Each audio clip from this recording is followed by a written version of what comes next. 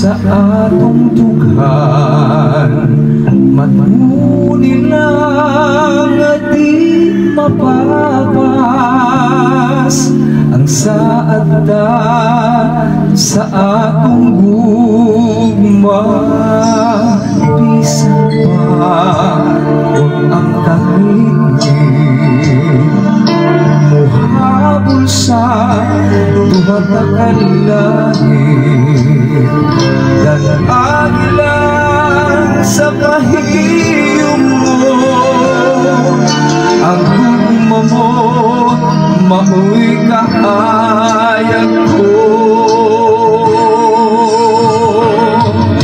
Magkabulakan sa atong gugma, di mathala iamuma, dili ka kawangon, dili ka pakyason, gumantang tanang panumpatang.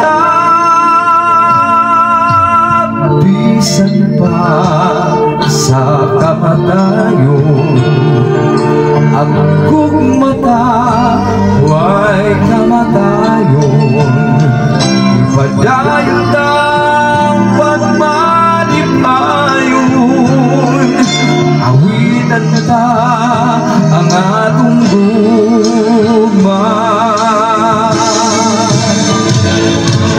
Pagkabulakan sa atong gugma, di bathala iamuma, dili ka kawangon, dili ka pakyason, dumantang tanang panumpatang.